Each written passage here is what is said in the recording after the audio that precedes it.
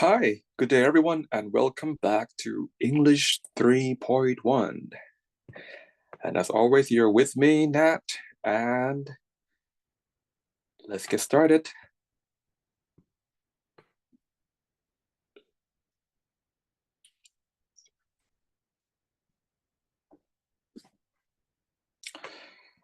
Okay, so this is where we left off the last time. So, the last thing we talked about um, in the previous section, was a different style of organizing a paragraph known as deductive style and deductive style. All right, deductive style is like a pyramid, okay, but inductive style is like a upside down pyramid, okay. So today we're going to practice those different um, writing styles for the body paragraph. Okay, so over here we have three different sort of body paragraph, okay? But they do not have what we call a topic sentence yet. Okay, so there are two options for every paragraph, okay? You can either make it inductive or deductive. Okay, so how do we do that? Okay, let's have a look at our first example. So I'm going to do the first example for you. I mean, the first question for you, and I like to encourage you to do the rest by yourself. Okay. So the first body paragraph. All right, might look a little bit too short for a body paragraph, but trust me, this is a body paragraph. Maybe a small version of a body paragraph. Okay. So it says, when I was in kindergarten, I wanted to be an astronaut.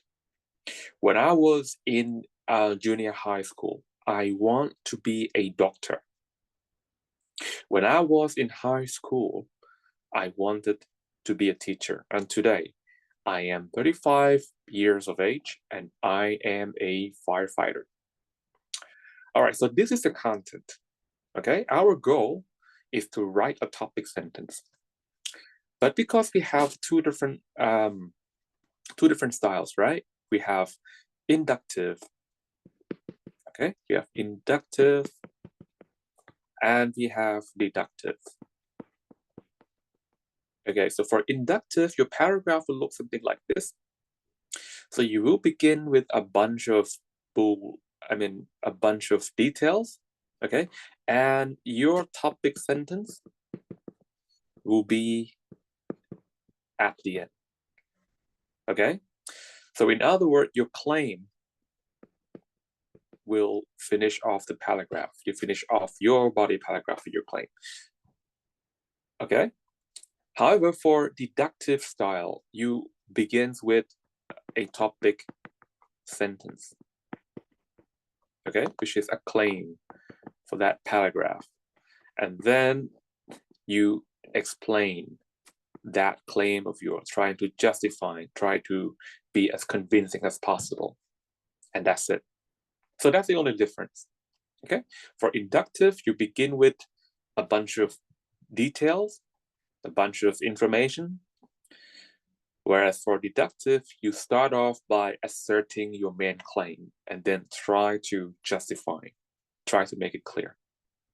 Okay, so now, how do we write a topic sentence? How do we write a topic sentence? So first of all, what is a topic sentence? What does it do? So a topic sentence is a sentence that can either control the idea in the paragraph that it's controlling. Okay, so when you look at topic sentence from this perspective, okay, your topic sentence can have idea controlling word. For example, here's an example of a topic sentence. I'm going to say example one. Okay.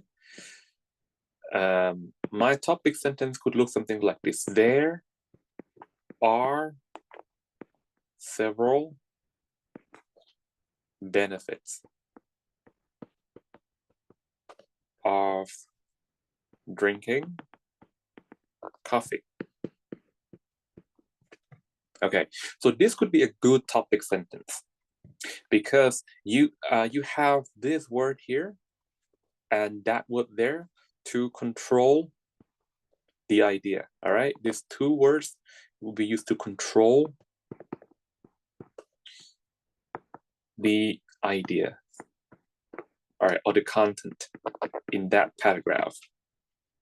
So you won't be talking about benefit of eating a vegetable in this paragraph, or you won't be talking about disadvantage of drinking coffee in this paragraph.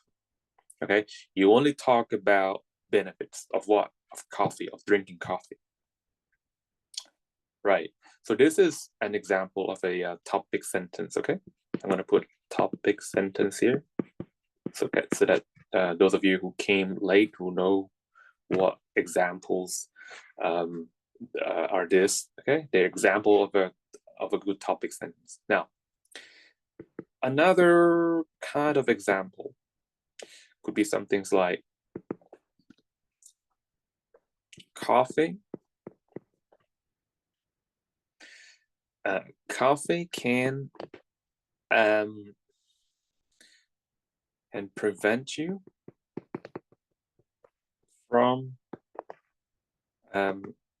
type 2 diabetes. This is another example. Okay, so the difference between example 1 and example 2 is that example 2 is not really trying to control the idea, okay, but it sort of raise a question, right? This topic sentence is raise a questions, and that question is how, right? How does coffee prevent you from getting type 2 diabetes? Raise a question, okay? So that is like asserting a claim, okay? So example 1 and example 2, those are both our good topic sentence. Example 1, in order to justify, you just have to provide some benefits of drinking, okay? So for example, I could say, coffee can prevent you from type 2 diabetes. So that means I'm using this as a content or justification for example 1. Okay, right. But to justify example 1, you need more than just one benefit. Okay, so you're going to have to think of other benefits of drinking coffee. So I can say, for example, there are several benefits of drinking coffee. One benefit is that it can prevent people from type 2 diabetes. Second, drinking coffee can help you to stay awake longer. And number 3, drinking coffee can sort of, I don't know, I'm not sure about this. Drinking coffee can help your digestive function. Okay, so this is how I justify. Okay, but for example 2, because my topic sentence is a little bit more specific than example 1, to justify this, I can't be giving a list of things like what I did previously, but I have to try to explain how coffee can prevent type 2 diabetes. Okay, so basically I have to answer question how, right? Okay, so that's it. That's how you write a topic sentence. Okay. Now,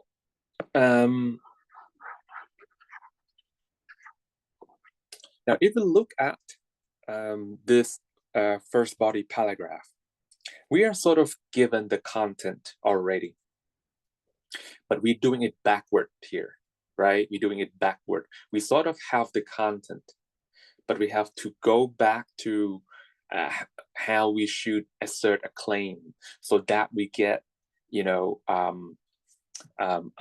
explanation like this, right?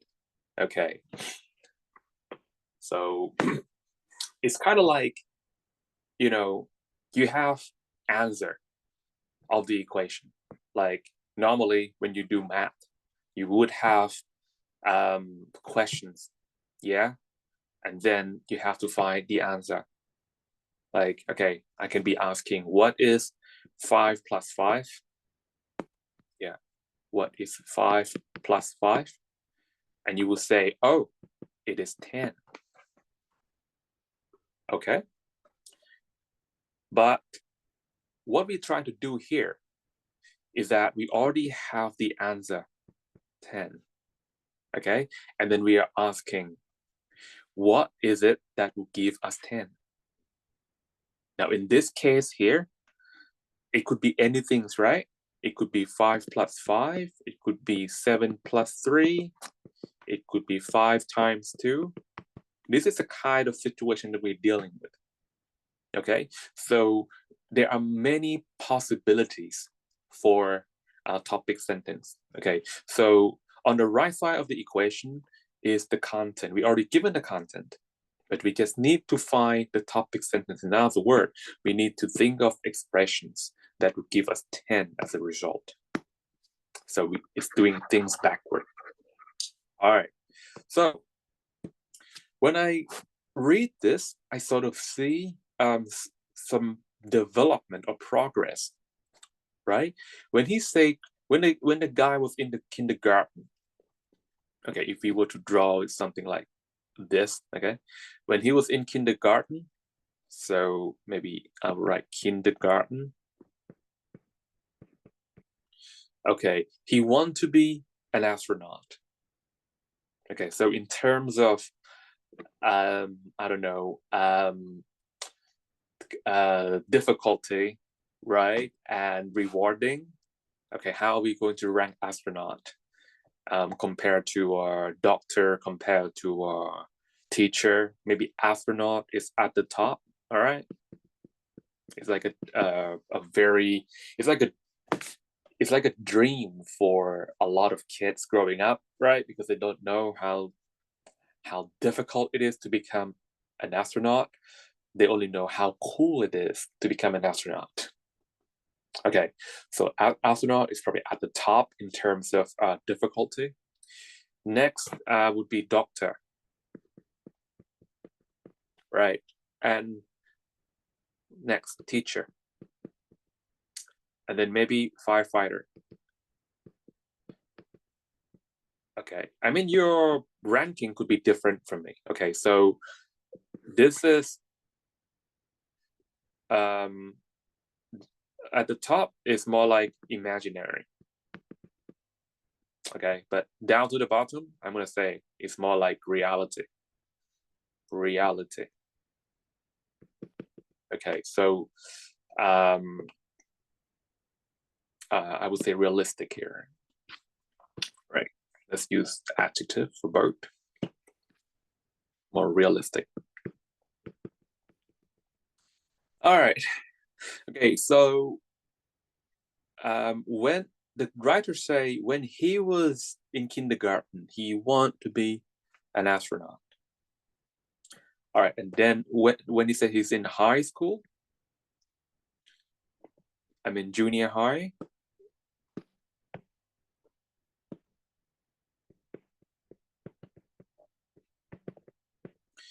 He wants to be a doctor. All right, and then when he says it's in high school, he wants to be a teacher.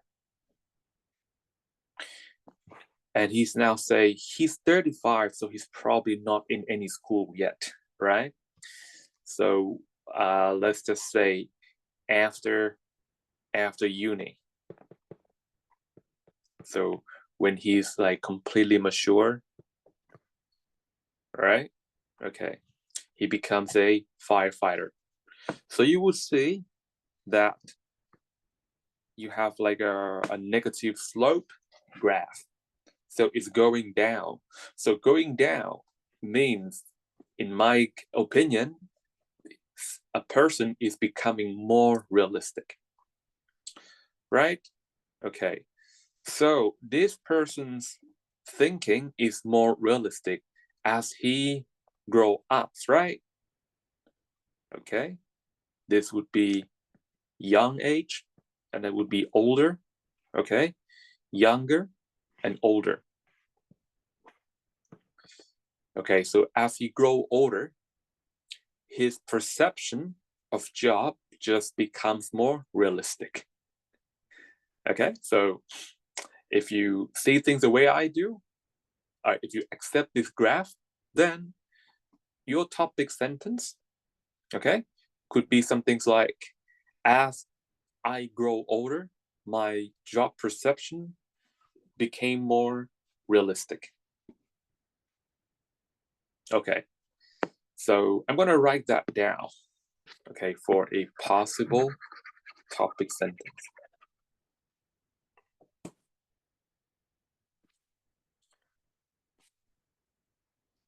My career perception becomes more realistic as I grow older. All right. Okay, so this could be a topic sentence.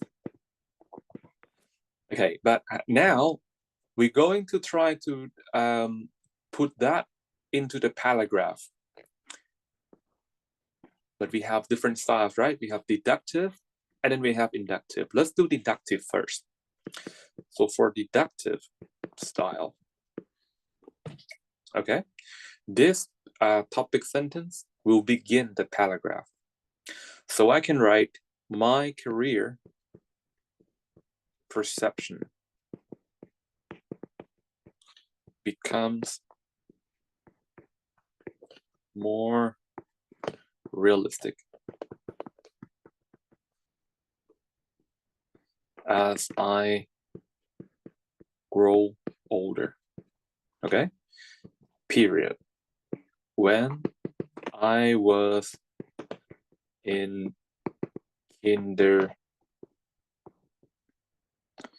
kindergarten, I wanted blah blah blah. Okay, just don't want to waste your time. All right, all the way till today. I'm 35 and I am a firefighter.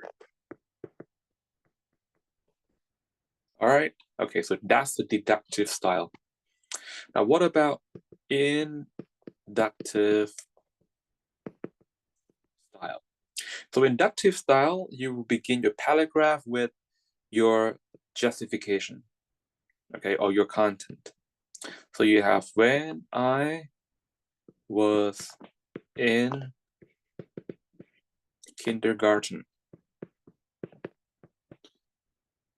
all right, I wanted blah blah blah, and now today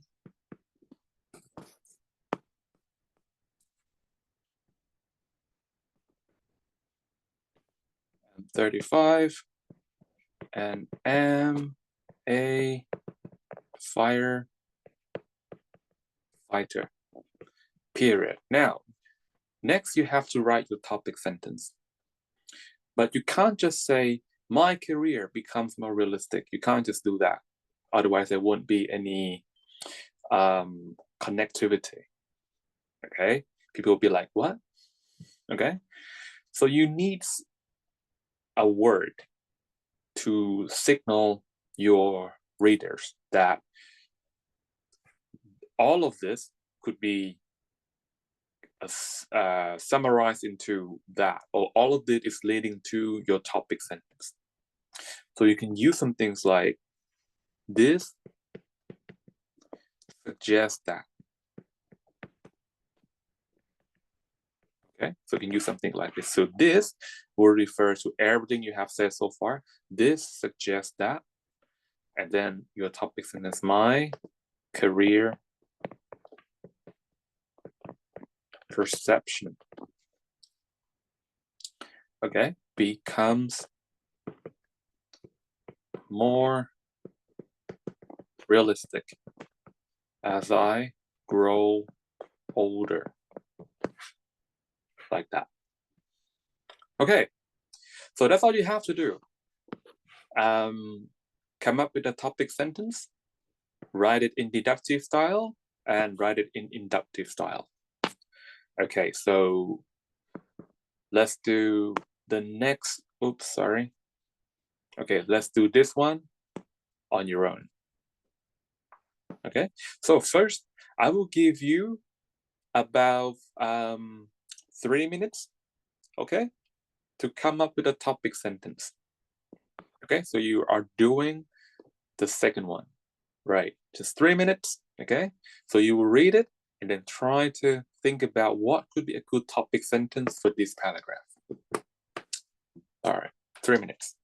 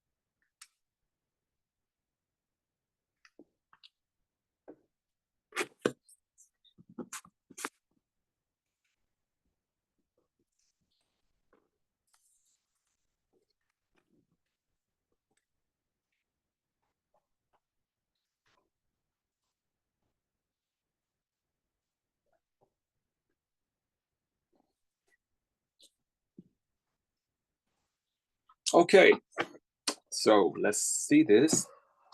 So it says the Government Bureau of Labor Statistics reports that employment in child daycare services will grow over 300% in the next decade.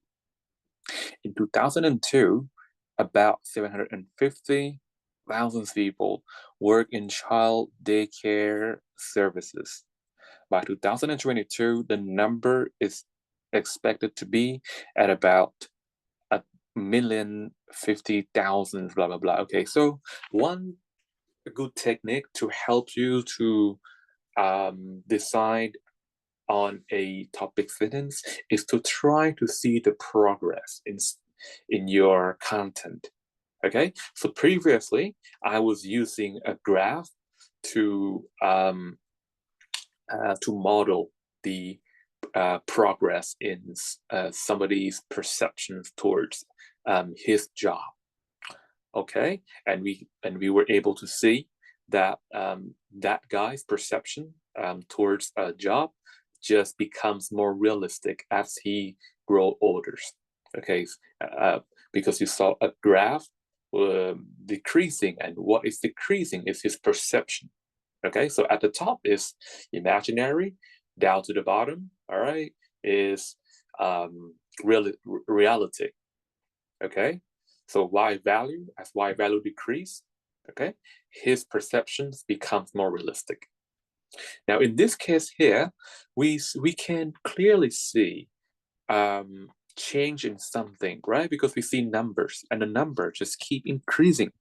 Okay, from 750 to 1,000,000, right? So what does that mean? Okay, so again, let's try to draw a graph to model this change. So it says in 2002, there were 750,000.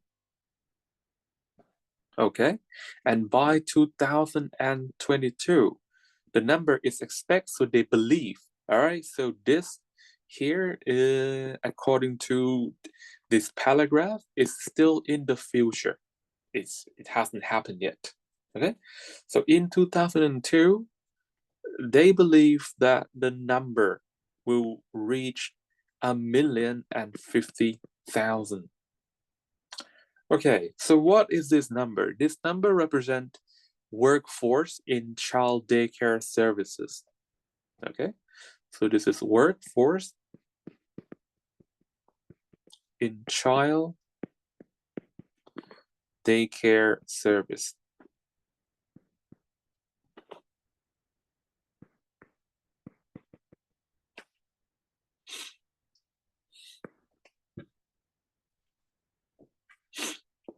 Okay, and the number increases like that.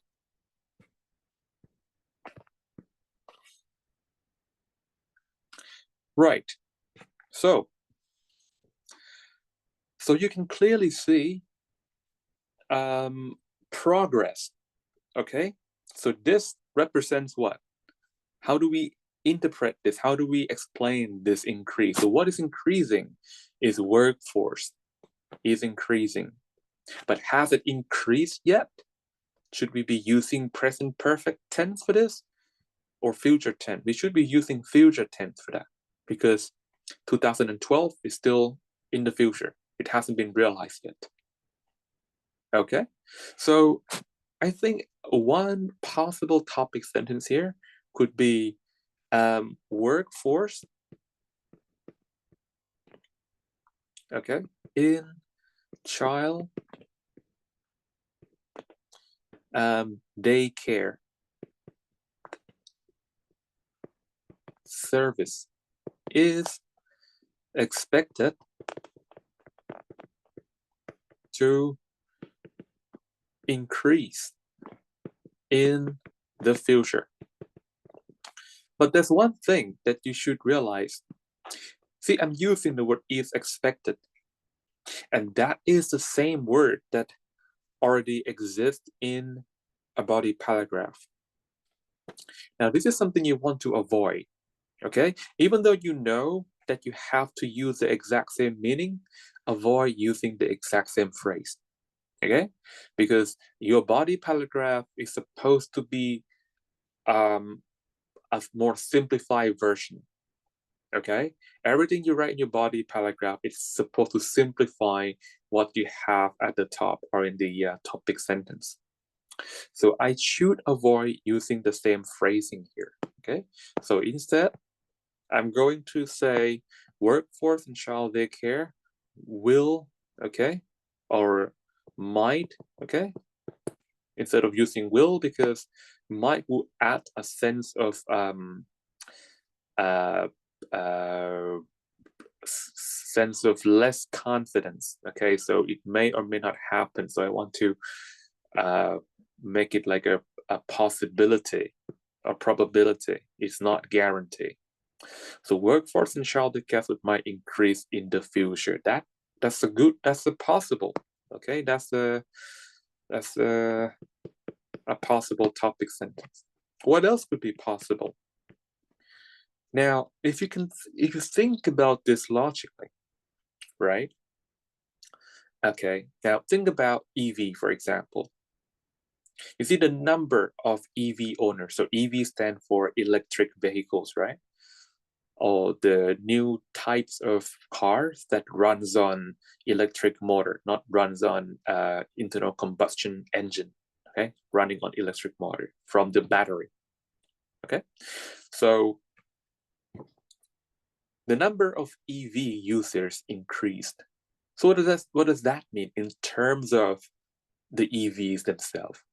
If the number of users increase or the number of buyers increase, that means EVs are becoming more popular, right?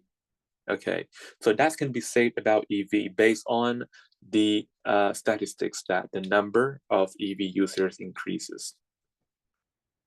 So in this case here, instead of the number of EV, we have the number of people who join daycare service business. So what can be said about child daycare service? Okay, if more people are joining the workforce, then that means there are greater demands in that business. Okay, so there higher demand. Okay, people need to bring their children to a place where the children can be looked after while the parents are away working. So I can say the demand for child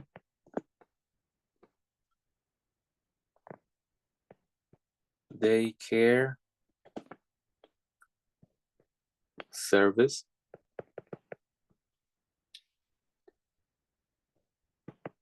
will rise in the future.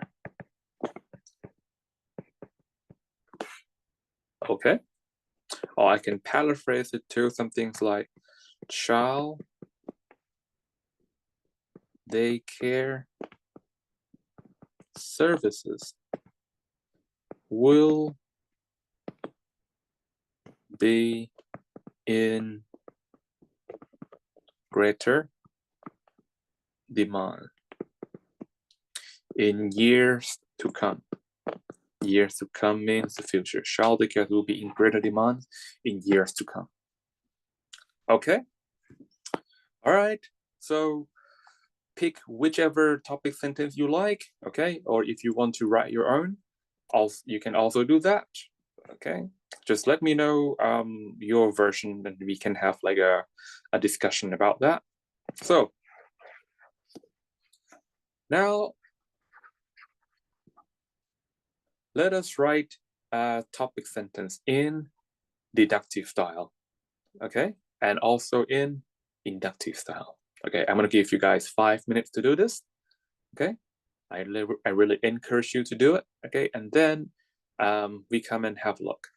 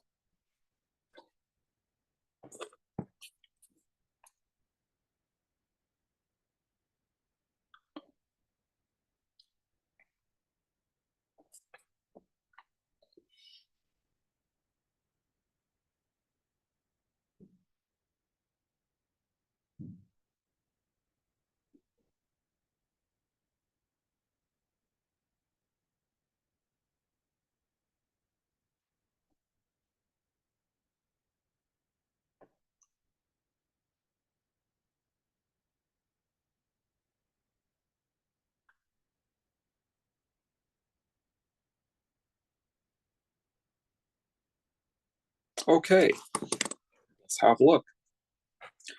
So if we do that in the inductive style first, okay?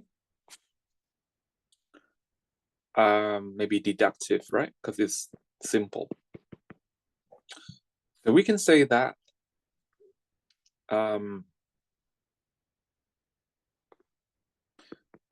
for example, in the future,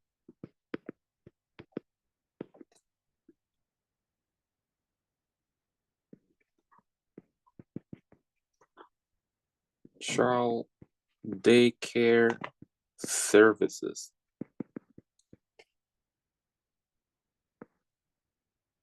will be in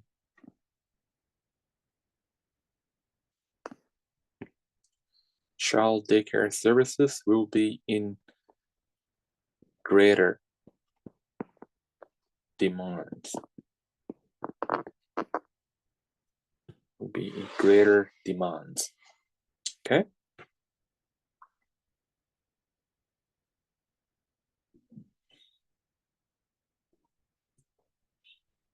Period.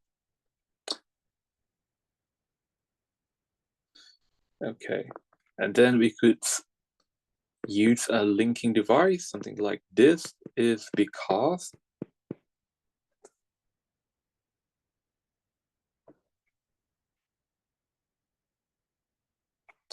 in fact,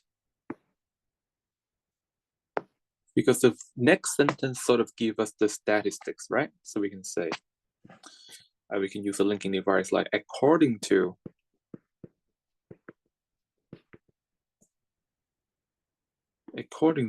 the statistics. Okay. And then comma, the government, blah, blah, blah, all the way until we reach 300,000 jobs. Okay. So the challenge here would be to try to bridge the gap between the topic sentence and the first sentence. In this case, I'm using according to the statistics. Okay. Now let's try to do it in inductive manner. So in the inductive manner, you want to begin your sentence with the content that has already been given. So the government bureau. Okay. All the way until you reach more than 300,000 jobs. Okay.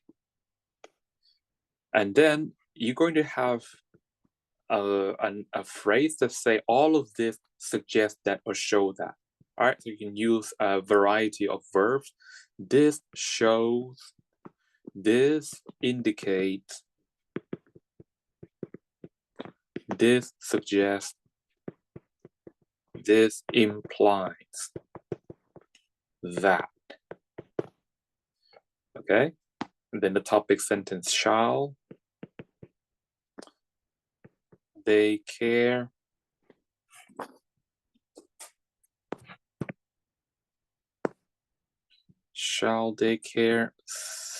services will be in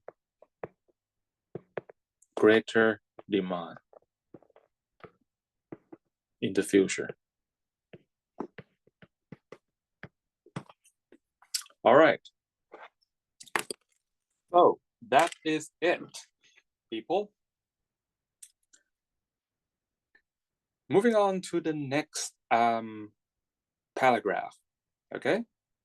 So this time, I would encourage you to do this on your own, okay? I will give you 3 minutes, okay? 3 minutes.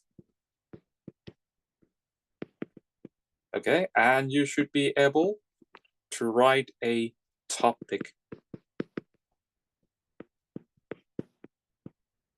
sentence.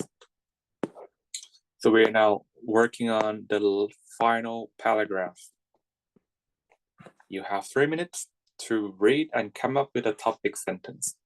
So you can sort of think of topic sentence as a claim, okay? That is justified by the paragraph here in the bracket, okay? So this is justifying our claim. Okay, so what claim can be written? What is the claim that could be justified by this paragraph? Okay.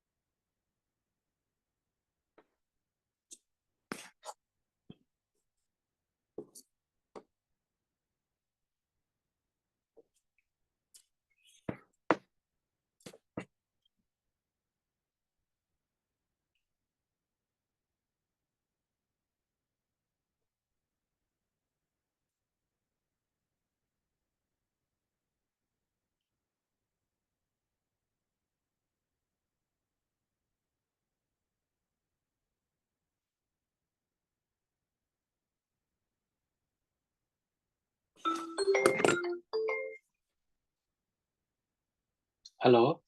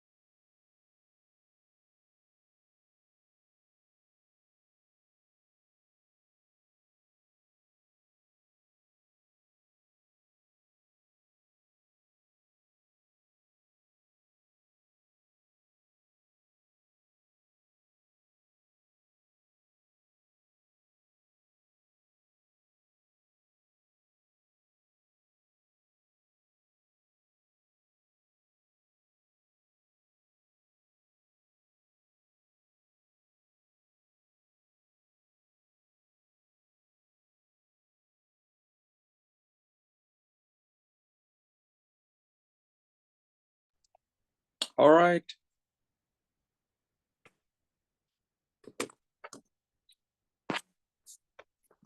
Okay. So, what you have here in this paragraph is about a proposed tax referendum. And it says, for example, the first sentence say, it will not reduce tax for middle income families. The middle income families with children will pay 10% more tax. Okay, so again, let's try to see change in something. Okay, so it looks like if you okay, here's the income.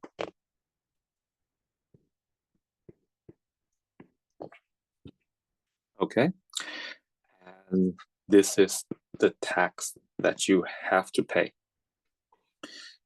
Okay, so it looks like if your income is low, right? If your income is low, you will pay high tax because 20% is for what? It's for families without children. Okay? So families without children is considered middle income, right? And then when they say the taxpayer in the high income tax bracket, you pay 10% less. So it's kind of like if you are high income, you pay low tax. But if you are low income, you sort of pay high tax. So it's quite weird, isn't it? It's supposed to be the other way around. If you make a lot of money, then you pay more tax. But in this case here, it's like if you make less money, you pay high tax. So it's quite the other way around. Okay, and the last statement it says, in fact, taxpayer in the highest income will pay 10% less per year if the referendum is passed. Okay, so this could be considered something to do with, or you can say the more income, the more money you make, the less tax you pay. You could say that, or you could look at this as a kind of injustice. All right, it's injustice. It doesn't make sense. Okay, if it's justice, if it's justified, then it should be that more incomes mean more tax. But this here, more incomes mean less tax. So something is not right. So a possible topic sentence could be,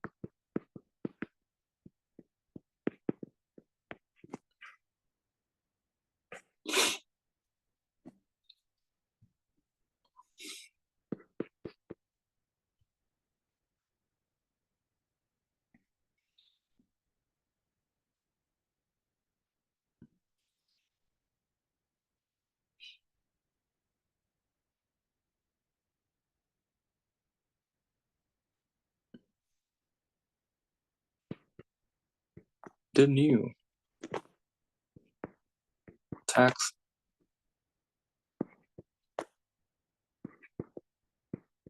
referendum is not fair or is unfair.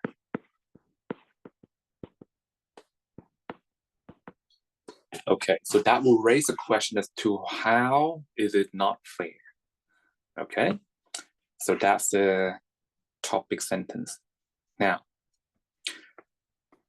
how do we do it in deductive manner?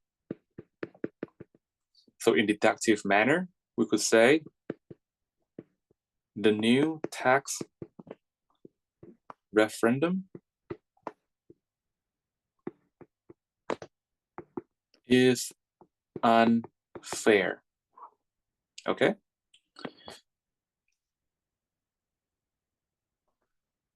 Now we can put a period or a comma I would put a period so that it's like more clear that this is the topics, and the new tax is unfair. I would say this is because, okay, and then I will not use that as the subject because I have already used it as a subject in my topic sentence. So I will use a pronoun instead, okay? So I will not say the tax referendum, I will use it will, because it will not reduce, I would just say increase, because it will increase taxes for middle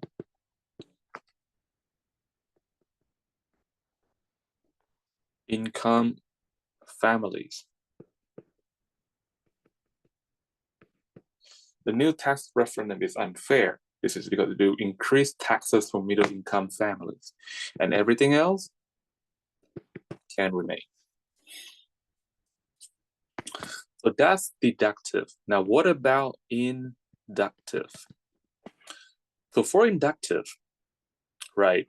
For inductive, we could say it's just flip, right? So you will start with everything that has been given to you, the proposed, blah, blah, blah, all the way until you reach the last sentence if the referendum is passed. And then you put a period. And then you will say this suggests that, or this indicates that. The new tax referendum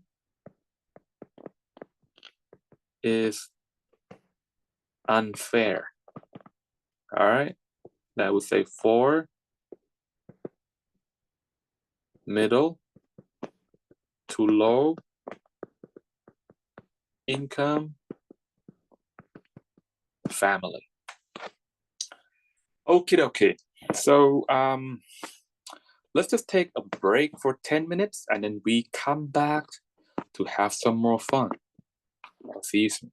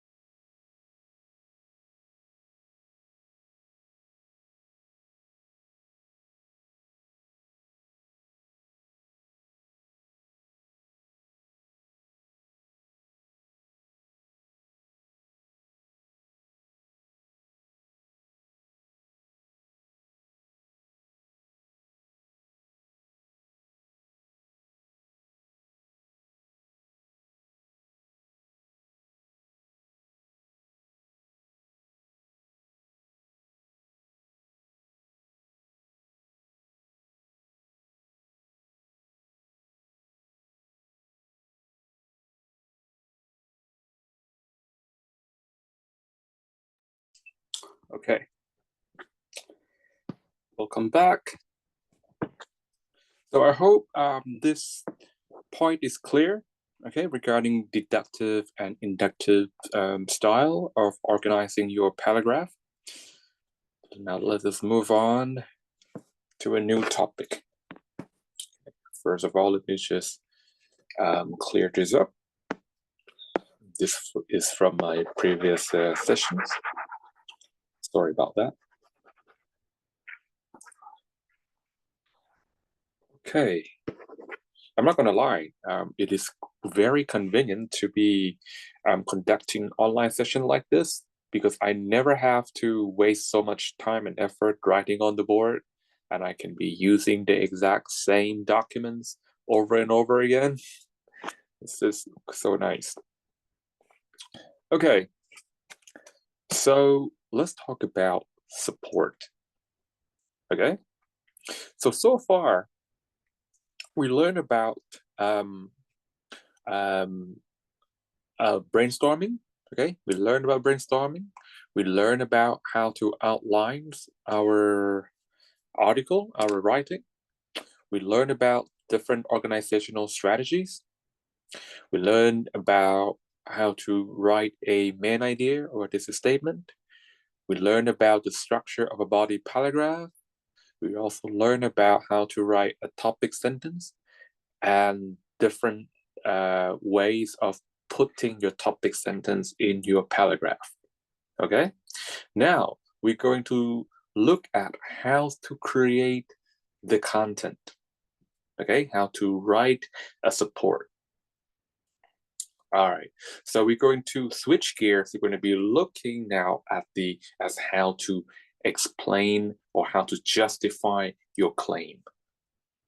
Okay, so support is the same as explanation or justification, if you will.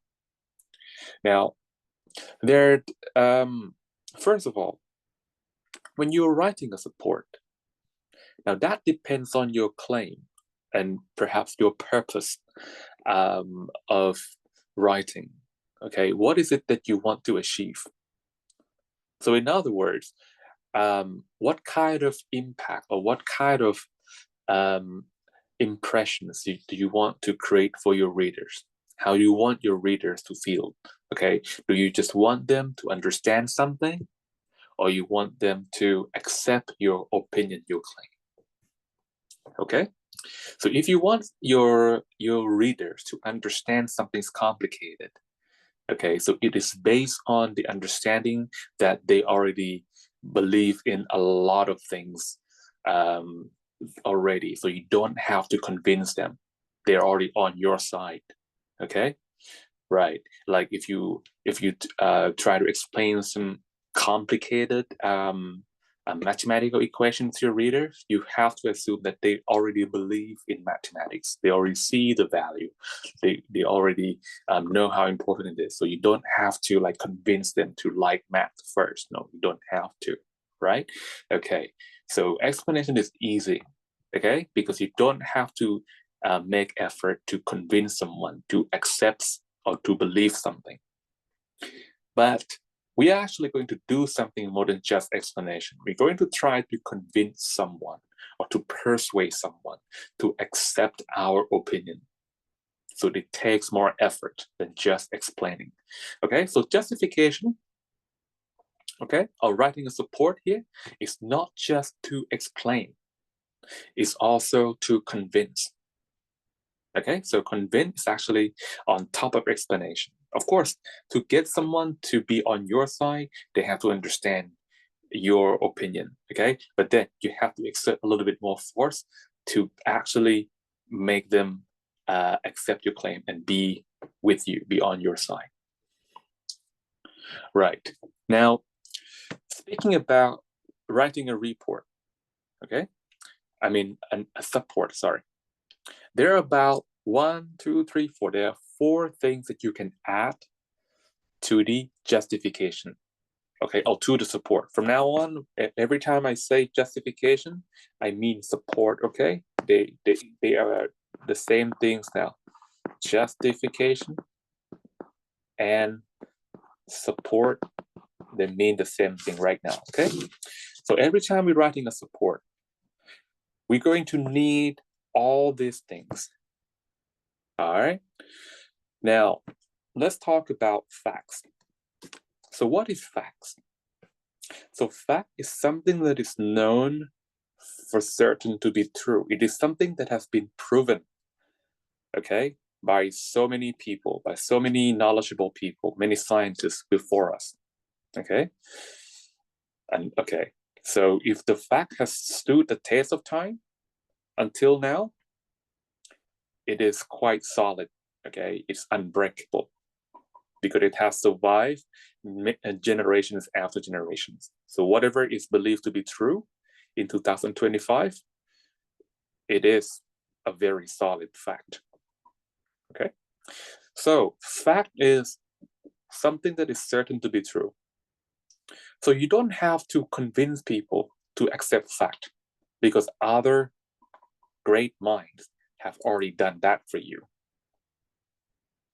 So what kind of forms can fact take?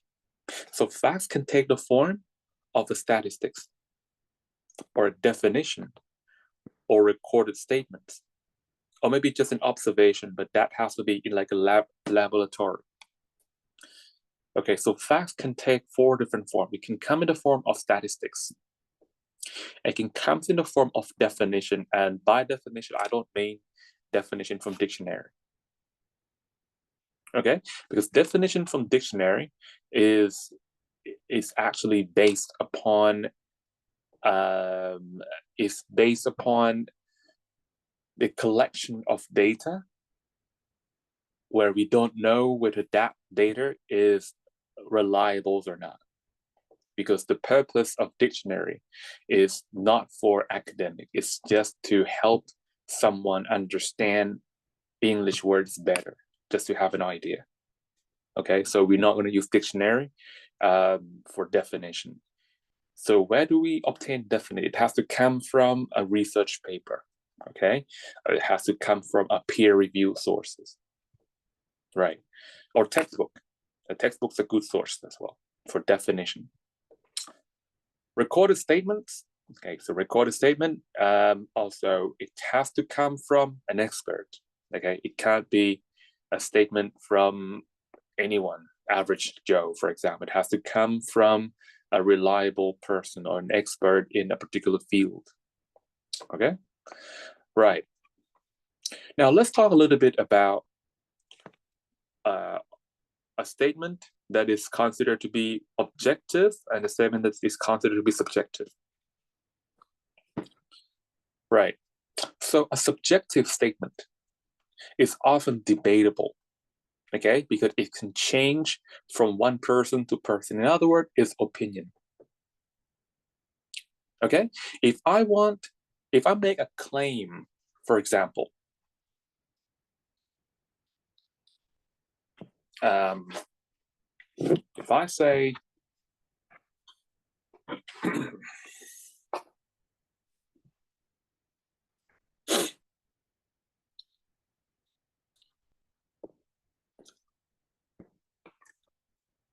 we should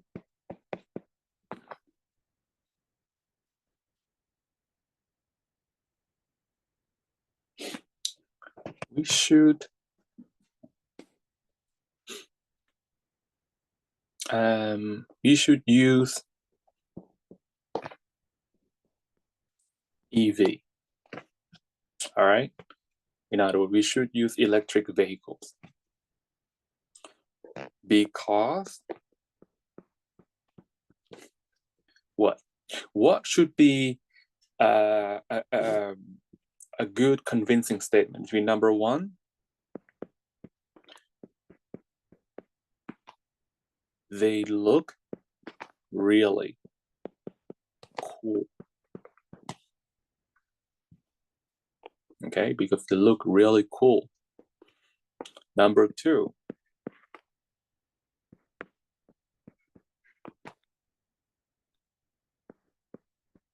can save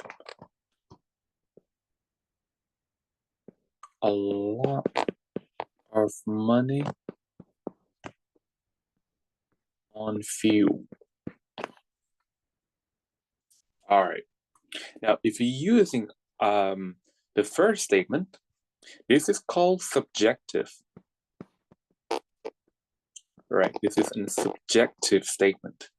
Why is it subjective? Because the word cool, it depends on one person to another. What is considered cool by me may not be considered cool by you, right?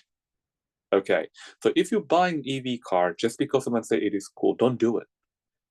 Because this will always change from one person to another. Okay, there's no way to prove whether something is cool or not. All right, there's no way to prove that. So this is a subjective statement. Whereas the other one, they can save a lot of money on fuel.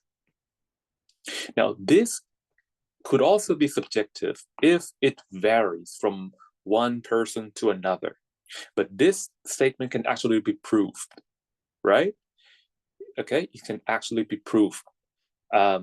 So, for example, you could carry on by stating about the average price. The average cost for fuel for average internal combustion engines vehicle, right? Okay, in terms of the distance on average that is covered monthly, and how much money people have to spend on fuel. Okay, compared to EV, right? So you will see a drastic difference. But of course, that doesn't mean, hey, we should, buy EV because it's cheaper than gasoline. Probably that's not going to be the only reason whether you should or should not buy EV, because there's so many other factors to take into consideration. Because even though it's cheap, to charge your EV, the battery itself is not very cheap. It's quite expensive, and it has its own lifespan, and it's of course going to be shorter than your ICE combustion, right? Internal combustion engines, right? So you have to also take that into consideration. Okay, and also the infrastructure. Say you want to be able to charge your EV at home, right? You would need a separate installation for that. Okay, it's not like you can plug into your wall socket to charge your car, right? It requires a dedicated circuit for that, right? Okay, but nevertheless, this is an objective statement because it doesn't change from one person to another. It does not depend on somebody's opinion. All right, it must be based, okay, on something that can be proven. So, so which one should we use? Okay, we should use EV because they look really cool, or we should use EV because they can save a lot of money on fuel. Of course, if you are writing in the academic context, you should go for number 2. Okay. However, if your audience is someone who cannot process objective statement or don't really care about something's being a fact or not, then of course you could use something that is more subjective. Okay, so this should depends on your target audience. Okay, say if you are a salesperson, right? You are selling EV. A young customers walk up to you. You're not going to, provide him with just objective statements, because young people, they are not so concerned about all these things, about all the facts or the technical mumbo jumbles or the technical details. So you want to give them something that they can digest, something that is a little bit based on popular opinion, right? Okay.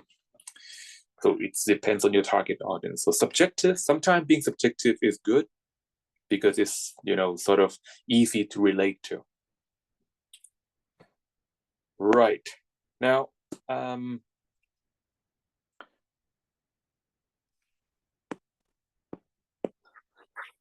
let's have a look at these two statements. And now I would like you to tell me which is subjective and which is objective statement, okay? So statement A, Sam is handsome.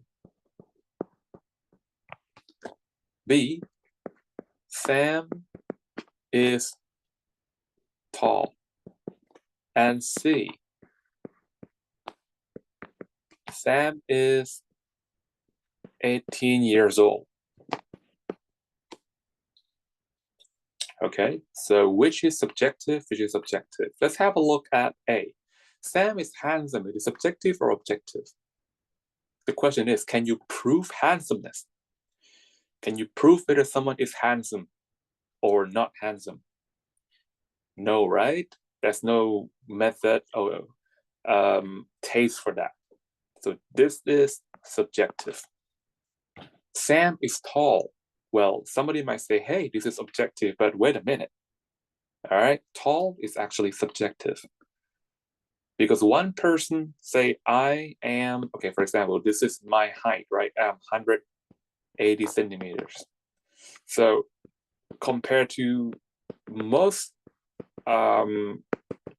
people that are in my class, okay, they would be thinking that, oh, Nat is very tall, because the majority of the people are not 180. They may be 175, but not 180. Okay, but if I am with, those from Russia or from Germany, okay, yeah, I am 180. So relative to my Thai friends, I'm considered tall, but relative to all my Russian and German friends, I'm not very tall.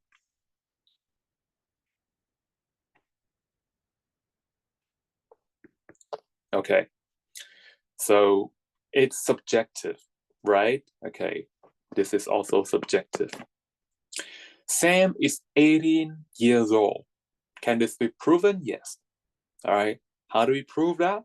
We need to get his birth certificate, right? We need to know his year of birth. All right. And we subtract that from the current year, right? Okay. So if he was born in let's say today, the current year is 2025. So if he was 18 years old, then he must be born in 2007. Right, so this is objective.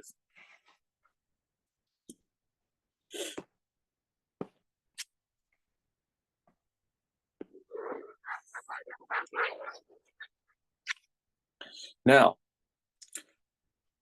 let's have a look at these bullet points. So these bullet points contains quite a few facts that is regarding coffee consumption. Okay, so these are the facts regarding coffee consumption.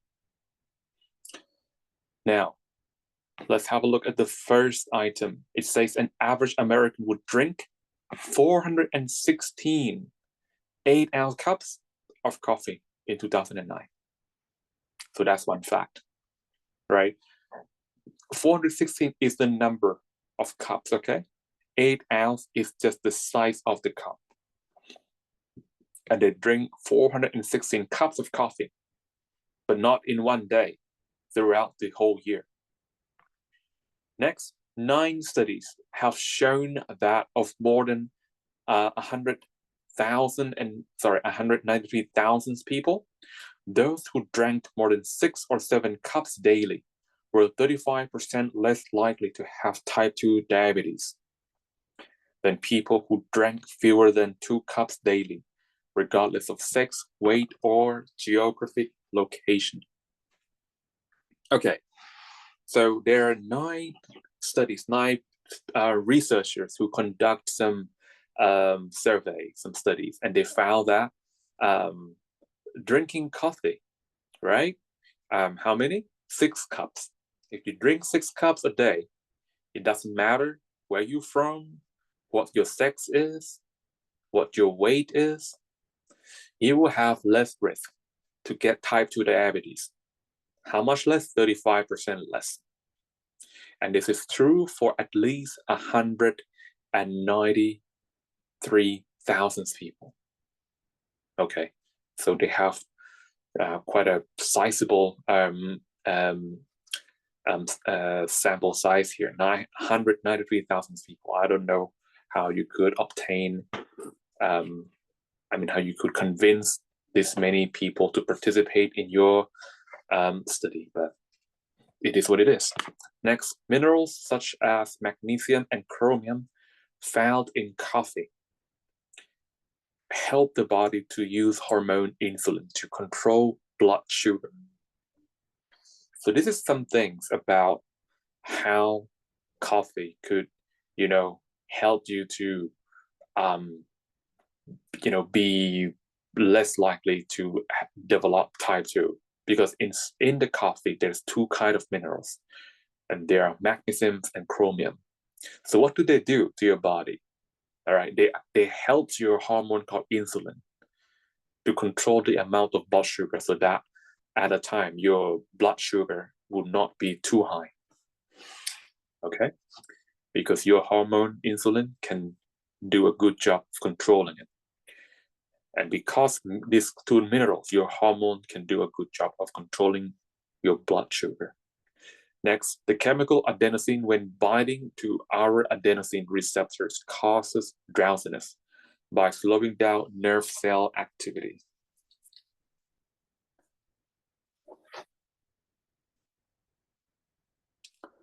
Okay, so adenosines, right? That's the chemical, okay? And when binding to receptor, it means when it comes into contact with our receptor. So receptor is our neuron, right? It's this. It is like when you pinch yourself and you feel the pain. Okay, that means your neuron is sending signal to your brain. So your brain receives signal from your neuron and it's interpret that signals to means pain. Okay, all right. But if somebody, if you pinch them and say the neuron, instead of sending a pain signal, it's cause your brain to release dopamine. So that person will enjoy being hurt, right? Okay, so because their bodies release a different kind of chemical for most people, right? If you get hurt, your body would, your neuron would send a certain signal, right, to your brain, and your brain would release, stress hormone or something negative, right? But for some people, when their neurons send signals to the brain, it causes the brain to release dopamine. So that's why some people like to be hurt. All right. Next, to a nerve cell, caffeine looks like adenosines. Caffeine therefore binds to adenosine receptors. But instead of slowing down the cell's activity, it speeds up the cell's activities by causing adrenal glands to produce adrenaline, which causes your pupil to dilate and your heart to beat faster. Okay, so your neuron doesn't quite recognize caffeine, but it recognizes adenosine. So adenosine is kind of chemicals that once it's enter your system, and when your neurons catch it, all right, it's going to send signal to the brain to tell the brain that, hey, we should slow things down, right? So your brain will slow things down. Will slow down your nerve cell activity. Will slow down your heart rate. Okay, making you ready for sleep. Okay, but caffeine, it looks just like adenosine to our receptor. It looks just like adenosine, but it has a totally different effect from adenosine. So when our neuron receptors catch this caffeine, it's sending signals to the brain. But instead of slowing things down, your brain will talk to your adrenal gland to release adrenaline, which is a chemicals that cause you to be alerted. Okay, so it will cause your pupil to dilate, your eyes to open wide. Okay, it will cause your heart to beat fast, and it will speed up your nerve cells. So instead of feeling drowsy, instead of feeling like you want to go to sleep, you are more awake. All right, so these are some facts about coffee consumption. Okay, now for exercise 4, I would like to give you 5 minutes to go online and find at least 4 pieces of facts about international tourism in Thailand. And on a separate piece of paper, write down those facts. All right, so you also need to remember or make notes of the source of your information, okay? All right, because we need to be able to quote or to cite your information source later on. Okay, let's give you 5 minutes.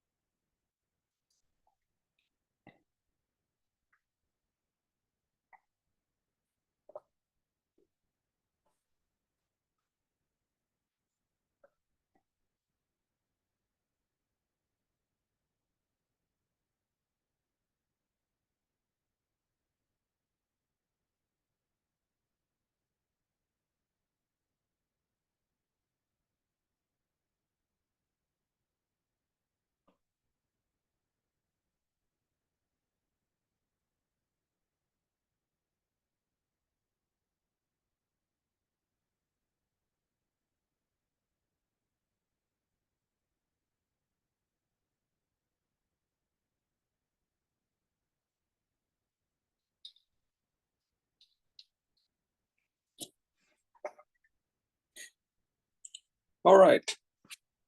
So did you guys get anything interesting? Now let's see. Okay, so we have to go and find 4 pieces about international tourism in Thailand.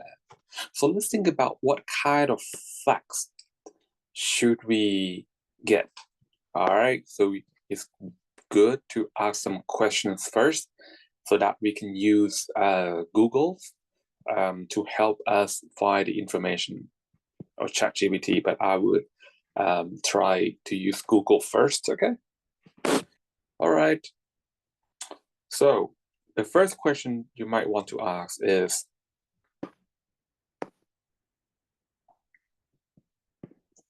who are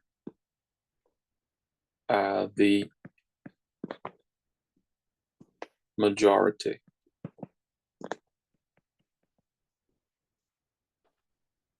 of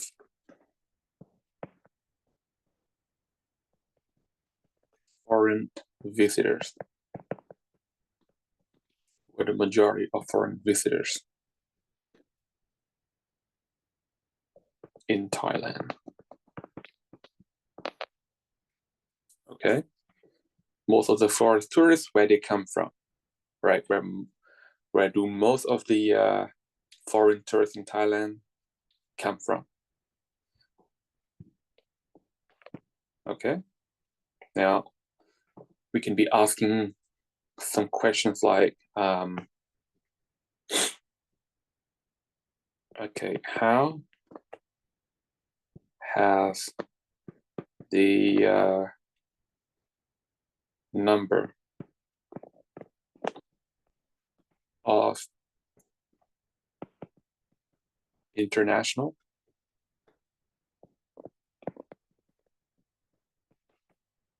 tourists, how has the number of international tourists changed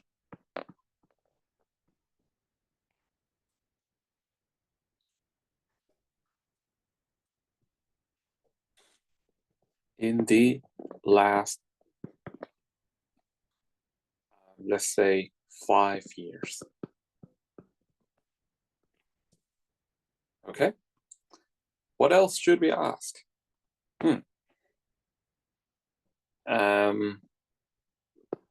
Like how much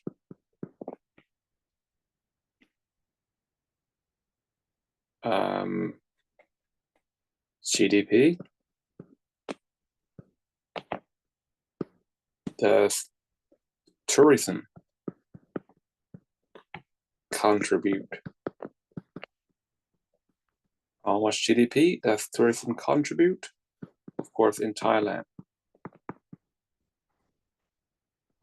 All right. What else could we ask?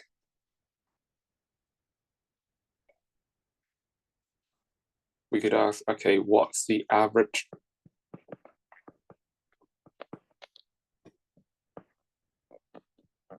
what is the average income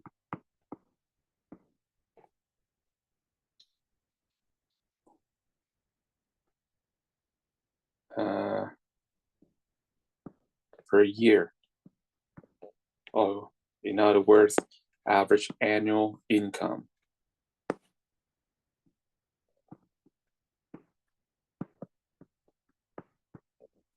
What is the average annual income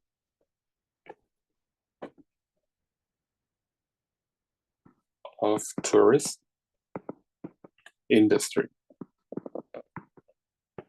in Thailand? Okay, so we have now 4 questions. Now we can ask Google directly, or we can just use a phrase as a search term. Like you could just type in your Google the majority of foreign visitors in Thailand, okay, for your as your first search terms, or you could next you can have the number of international tourists, and then maybe in 5 years, okay. So you can either ask Google, or if you don't want to type too many words, just use a search term. Okay, so let's have a go with the first question. I want to find out who are the majority of international visitors in Thailand. So I'm going to go to Google and I will just type the majority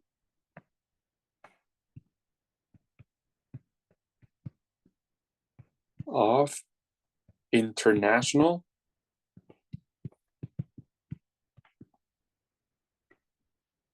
visitors.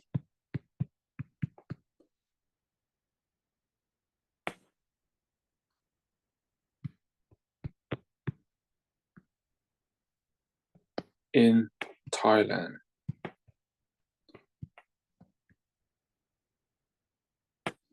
All right, let's go.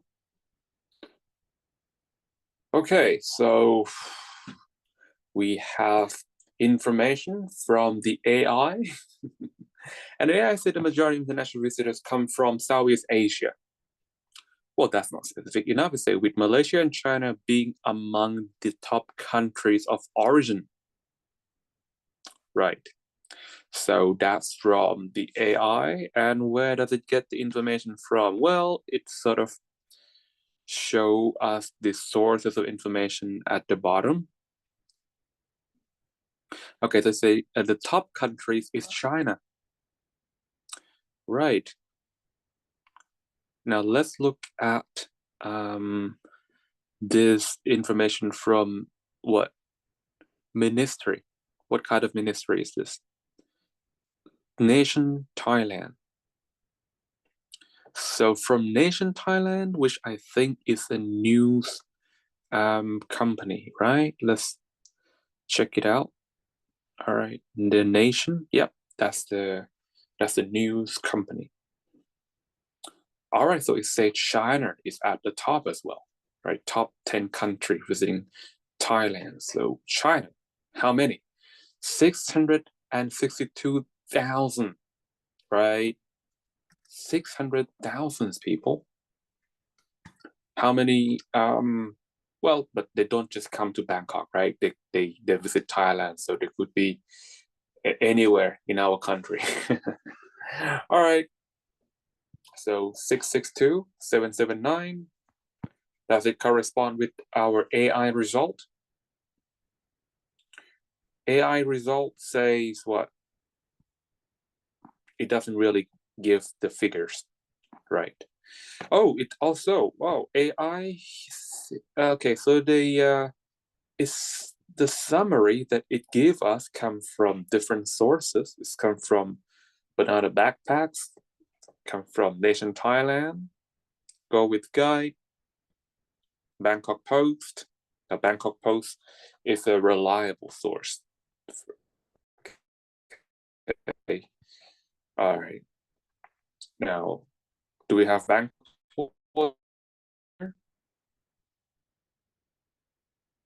Does it say the same thing?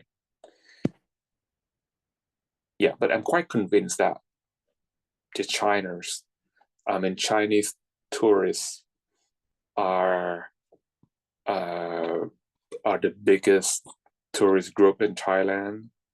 I mean, the Chinese must make up the majority of international visitors. What does it say? Let's see what Bangkok Post has to say. So let's give us some statistics.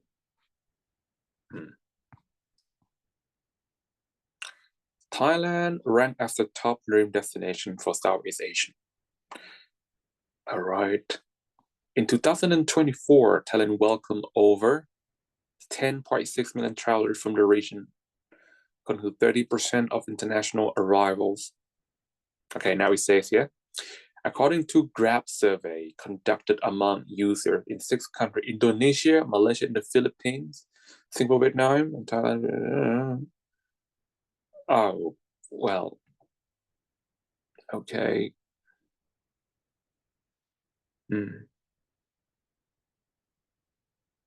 So this doesn't really tell us who are the majority of tourists in Thailand, okay?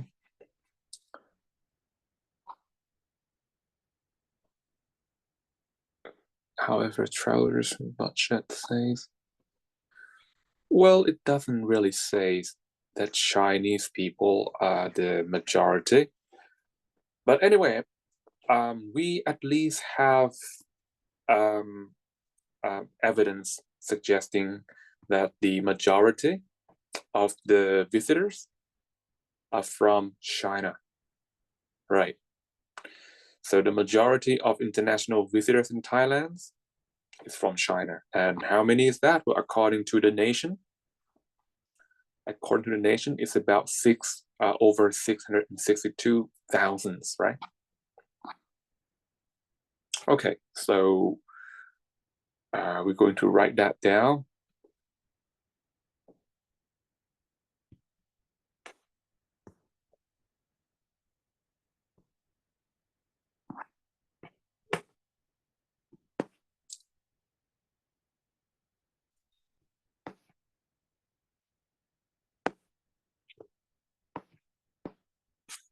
Okay, so I'm going to say most of the INT for international visitors in Thailand are from China. Okay, and then we can give some more information because according to the nation, it shows us that in what year is it?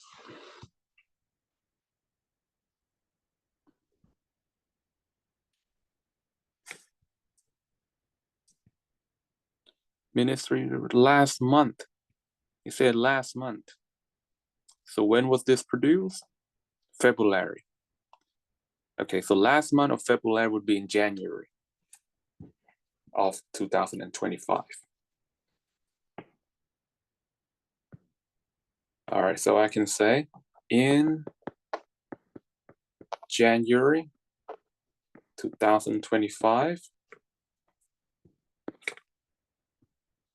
I can say more than 600,000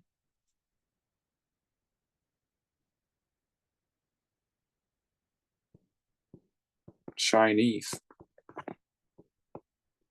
came to Thailand or visited Thailand.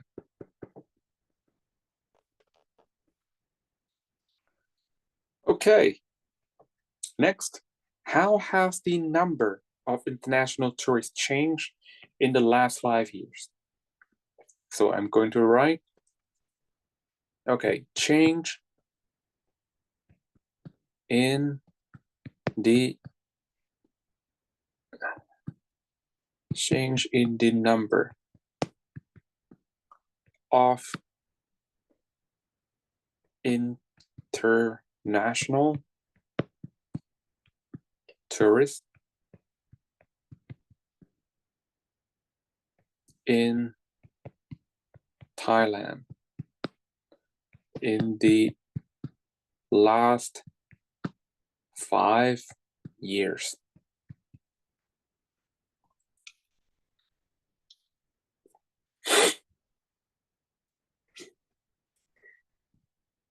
Okay, so we have in the last 5 years, Thailand's number of international tourist arrival has seen a dramatic fluctuation, blah, blah, blah. But if we look at this statistics, well, AI is so useful. Now, where did this get this information from? Well, it says Thai website. What is Thai website? Right. Anyway, but what our AI has found, it says that the number of international arrivals has hit a dramatic fluctuation. So as fluctuation means it's going up and down, right? Okay, a record Statista, now that's reliable, reports a record of 39.8 million international tourists in 2019. So that's like the best year ever. Thailand's attracted over 39 million. That's a lot, right? But that's like a year. before COVID, right? Not sure when did COVID hit Thailand. It's probably after, like towards the end of 2019. Followed by a sharp decline. Okay, so that must be during the pandemic, right? Decline to 6.7. So from 39.8, that's the golden year, and it drops to 6.7 in the following years. Okay, and it dropped further to 0.43. That's not even a million. So throughout the period from 2019, the golden year, all the way to 2021, Thailand saw what? A drop in international tourists. And the reason for that is, of course, the COVID. Okay, and then it says tourism has recovered since then with 9.8 in 2022 and 28.15. Okay, so it's going to look something like a check mark. No. Yeah, a check mark, right? Because in 2019, it was at the top. And then it's plummet to 0.4, but then it start recovering. Okay, so it looks something like that. Something like that. Okay, but it's not going to be like a check mark because it didn't go past the 2019 level. So it's going to look something like this. Okay, so plummets. So this is the 939 million. Okay, this is 10 to the 6. This is 39 million mark, and then it drops to like 0.4, and that is between 2019 to 2021, and then after that it keeps going up, so it's recovering. Okay, so in 2023 it hits 28.3 million. So it's somewhere here. Right, look like a V shape. Okay, so that's a good sign. That's a good sign. Nevertheless, so what are we gonna say for the second questions? We're gonna say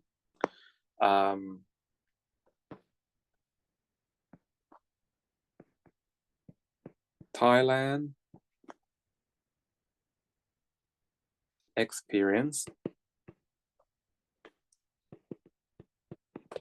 a sharp fall, okay, in INT tourist number during the pandemic. Okay, but the recovery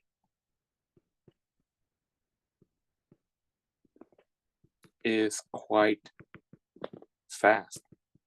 It's recovering fast because in 2003 it went back up to 28, which is a little bit, which is more than 50% of 39 millions already, right?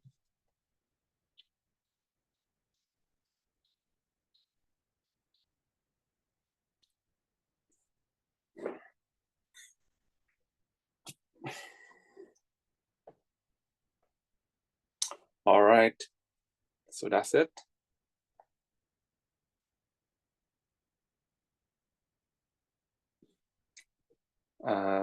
What's the next question? How much GDP does tourism contribute to Thailand's economy? So I'm going to rephrase that to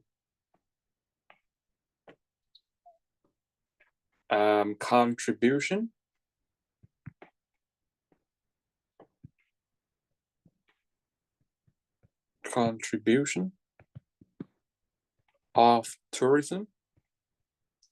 I would say international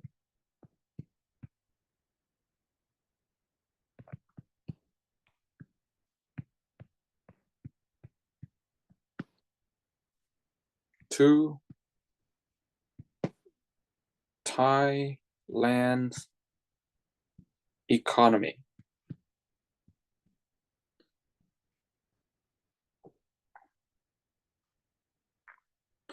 All right, the AI again. And where did it get the information from? From S&P Global. Wow. Statista. A lot of reliable sources, okay? So even when you use AI, make sure that you don't quote the AI, okay? You have to quote where it retrieved information. So basically, AI is just a very smart version of Wikipedia. Right. So we say international tourism significantly contributes to Thailand's economy, accounting for a substantial portion of GDP, providing numerous jobs. International tourism contribute 7.24 to Thailand's GDP. And where did it get the information? Oh, it's from Statista. Okay, which I think is a respectable source of statistical information. So 7.24 people, that's from Statista. What about other sources? The tourism industry is the major contributor to the country's economy. The tourism industry contribute 2.78 to gross domestic product in Thailand. So why is there such a huge difference here? Oh, that was in 2022. Right, so in 2022, tourism contribute 7.24, but in 2000, we say 2022 as well, so we don't really know which to believe. Let's dive right in. Okay, accept all. Oh, we can't have access to that. Oh, that's too bad. Directly contribute.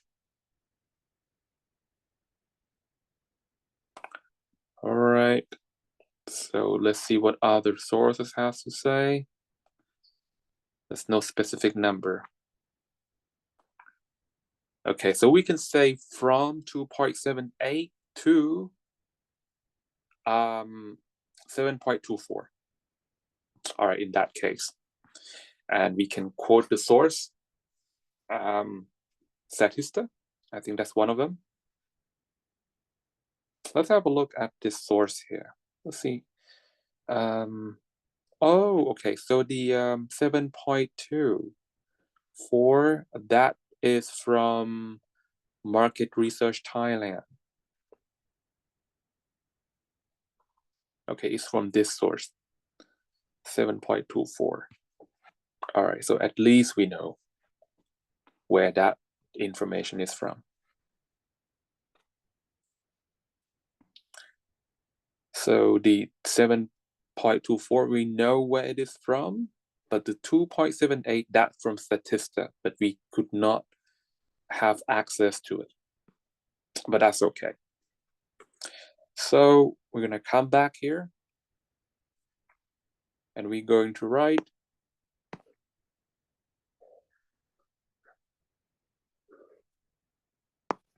tourism.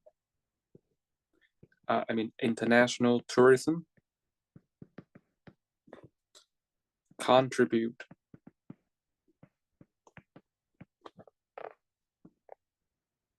to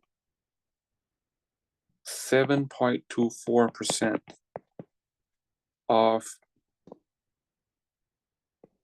Thailand's GDP. All right. Moving on to the last question. What is the average annual income of tourism industry in Thailand? Okay. All right, so I'm gonna type average annual income from tourism. I think it can read my mind. All right, the AI says about 1.2 trillion baht. and the information is from these two sources. Go with guide, and another one is a newspaper company, Azure News. Okay. All right.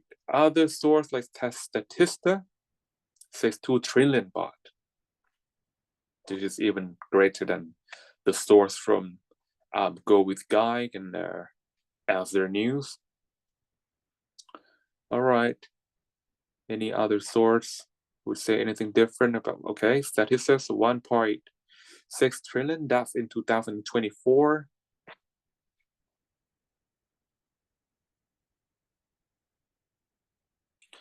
Okay. So 1.2 trillion baht. Wow. But we're going to need to use international currency. So we're going to be using dollars. Okay. And we're going to quote what? One of these sources, right? Azure New. Let's check it out. Total revenue of Thai tourism after the country received more than 28 million visitors amount to 1.2 trillion baht. Okay, so that's 35 billion. So that the sort of say 35 billion. Right. Okay, in 2022, according to SAYS data, it says Thailand's tourism revenue reached 14 billion US dollars in 2022. Yeah, that sort of makes sense because back in 2022, right? That's when the number of tourists internationally begin to recover. Okay, and in 2023, that when it reached what 28 millions, right? So that's no surprise that the income increased. So the income increased with the number of tourists.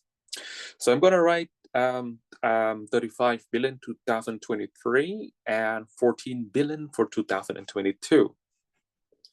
So 35 and 14. Okay, so over here, I'm going to write in 2022,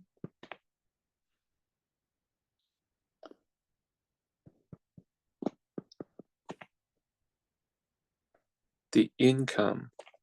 But if we want to find the average between these 2 years.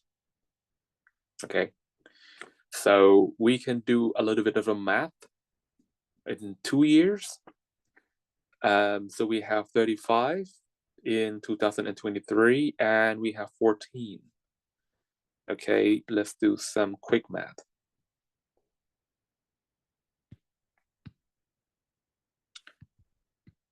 So we have 35 plus 14. That's 49, and it's over the course of 2 years. So on average, it's about 24.5 billion. Okay, so I would say over the period from 2022 to 2023,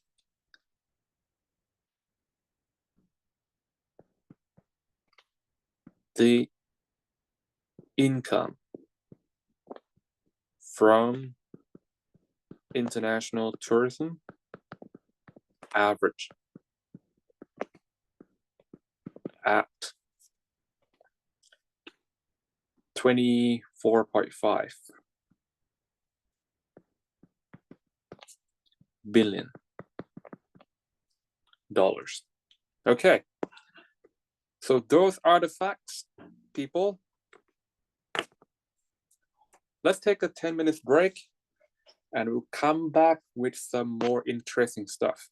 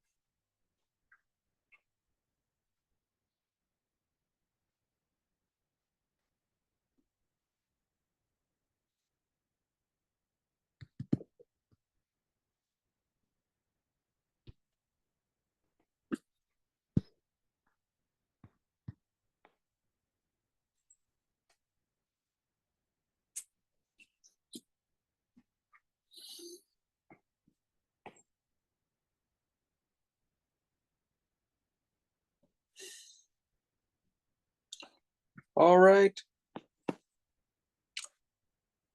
Now let's move on to the next section.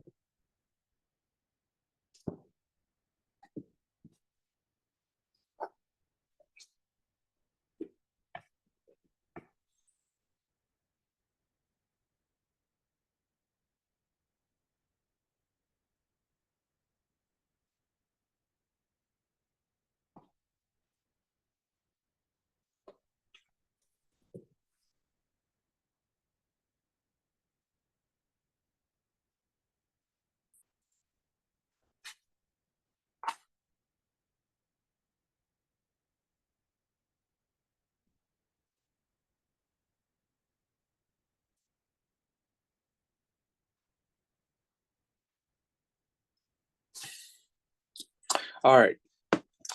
So let's talk about reasons. For many essays, the best way to support your thesis is to explain why you think the way you do, right? The explanation will lay out your reasons. Some will be facts, other will be opinions. The key to this type of support is logic.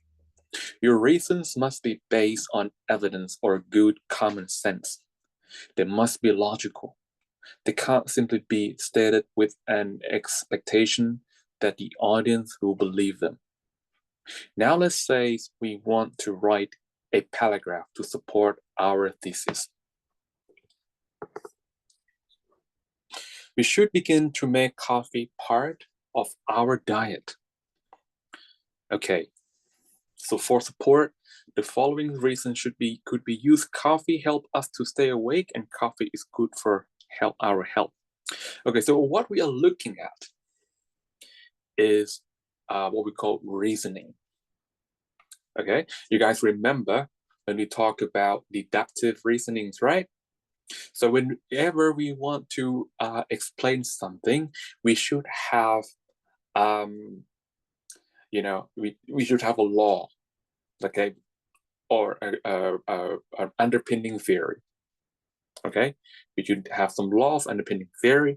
We should have some examples. Okay, all right. So in this case here, I want to convince you. I want to convince my reader that we should begin to make coffee part of our diet, right? We should begin to make coffee part of our diet. Now, how should I convince you, right? I'm going to need to use some claim plus justifications, right? Okay, so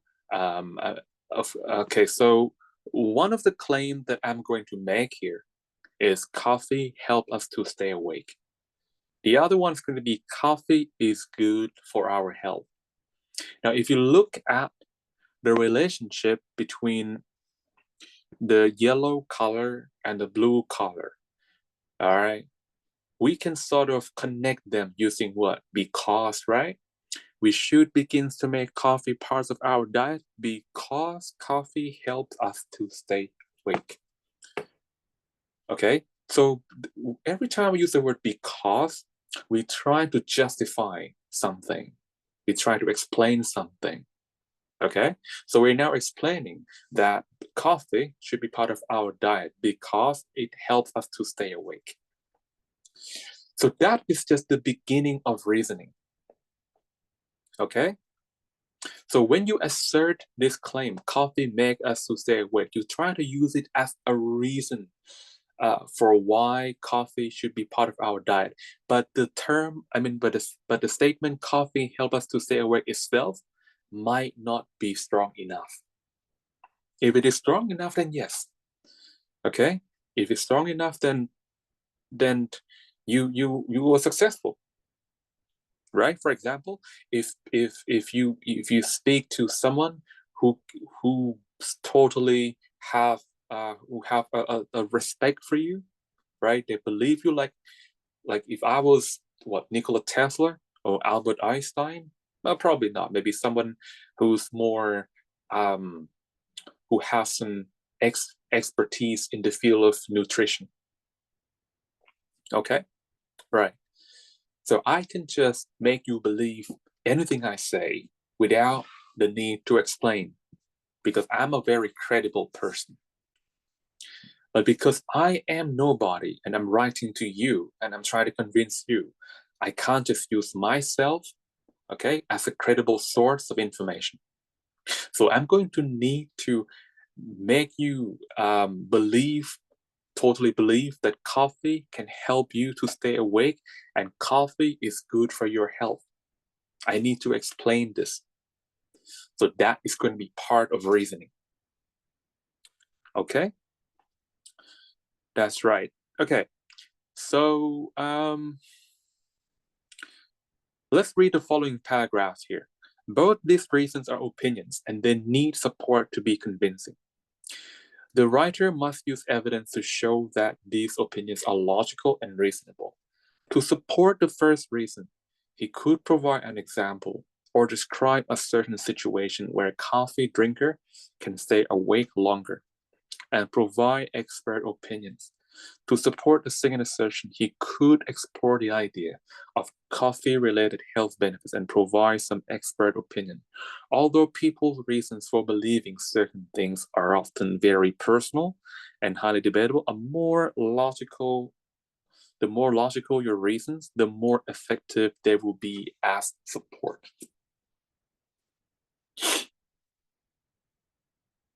Okay, so like I said, these blue statements are just the beginning of reasoning. Okay, but they themselves are just claims that need to be supported. Okay, so depending on who you are communicating to, right? If you're communicating to someone who doesn't have a lot of scientific background, then your support doesn't have to be too scientific. But if you're going to communicate to someone who has a very good scientific background, then you, of course, need to refer to um, um, scientific laws and scientific evidence to convince that person. But what if you don't know who your audience is?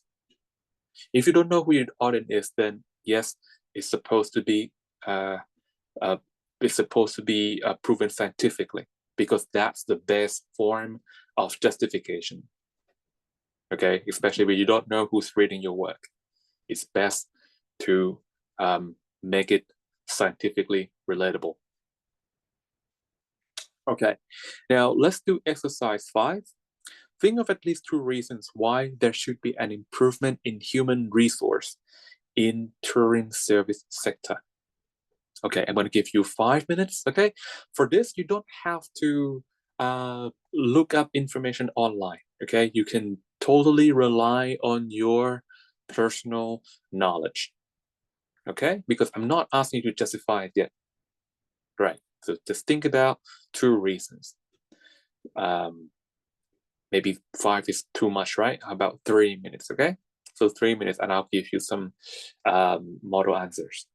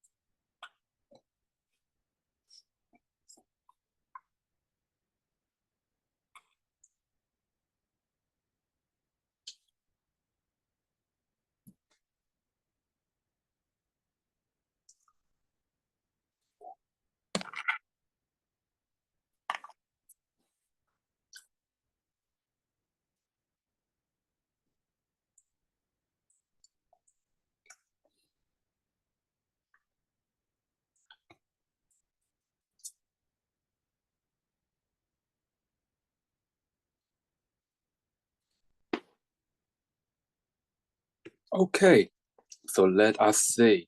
Think of at least two reasons why there should be an improvement in human resource in tourism service sector. So first of all, what is human resource? Okay, so human resource are workers, right, in the tourist industry. Those are human resources. If you when you think of conducting any kind of business, right, we need resources. Okay, we need money, we need um, time. Okay, and of course we need manpower. Okay, so manpower is considered human resource.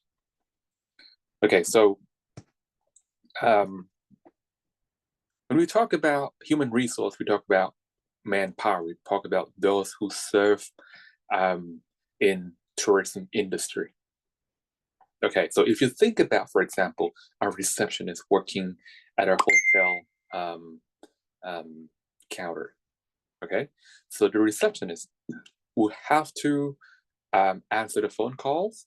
Okay, or speak to a walk-in customers. What if that receptionist cannot understand what the customer is trying to say?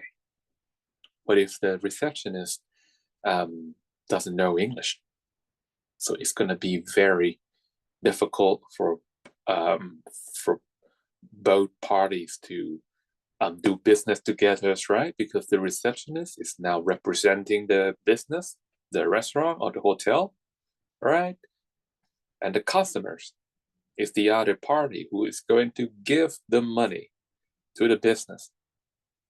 But it's going to happen only if the customer get the information that he wants. If the receptionist is not able to give the information that the customer wants, then there's no deal. All right.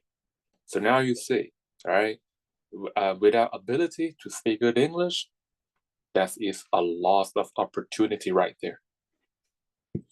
Okay. So if the receptionist can learn to speak better English, it will minimize the loss of opportunities. Okay, so I can say, for example, that the first reason, minimize the loss of opportunity.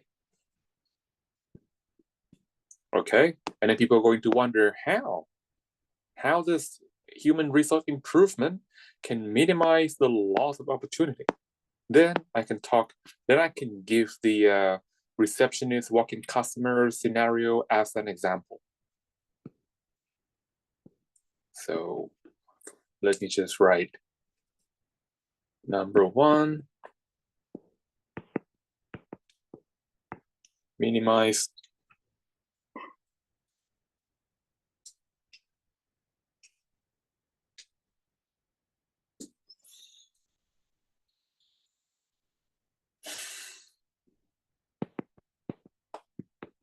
the loss of opportunity.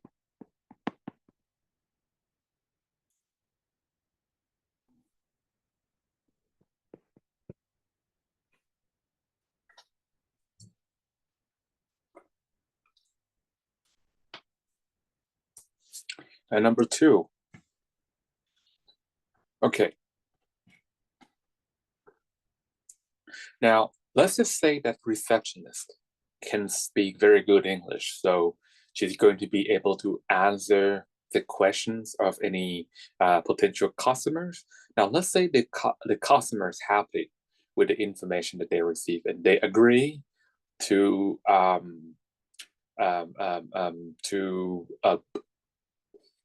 decide to stay at the hotel.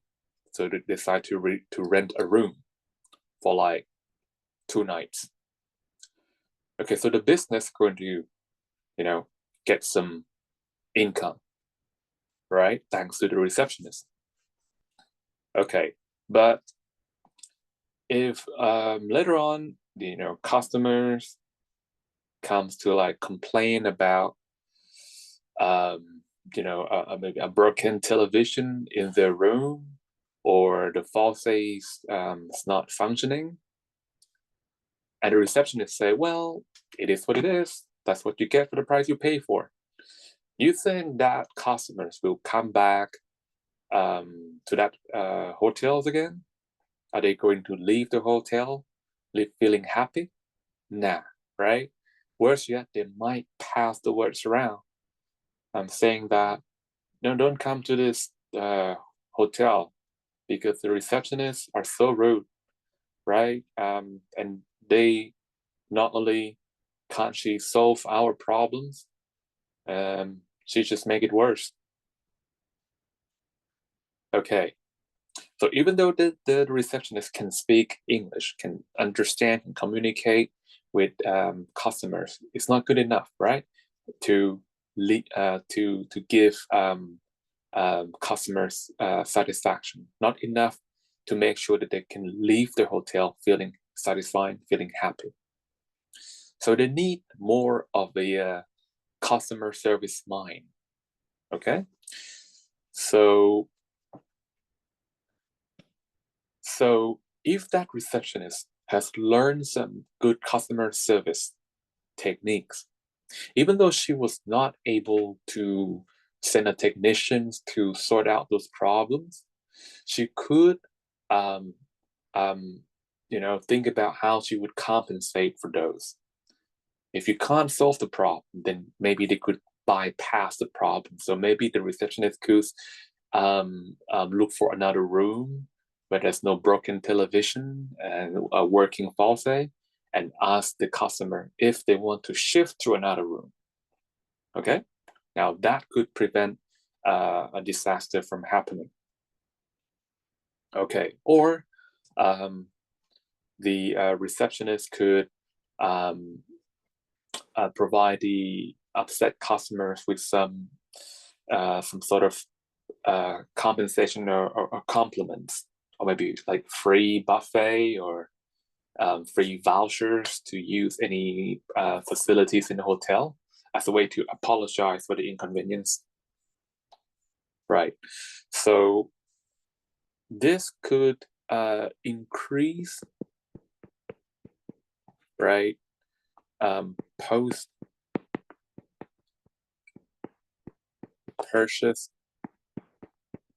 satisfaction. Increase the post-purchase satisfaction.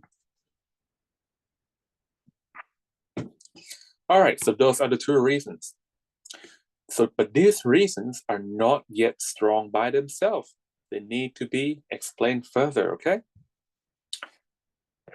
Let us move on to description and anecdotes.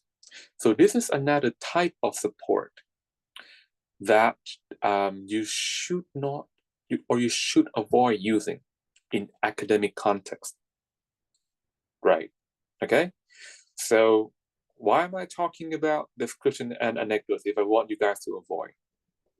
Okay, because there is still some situation where this could be useful. Now, let's assume that you have you try to justify some point that is quite, you know, complicated to your audience. Okay, it is something that they can hardly relate to, right?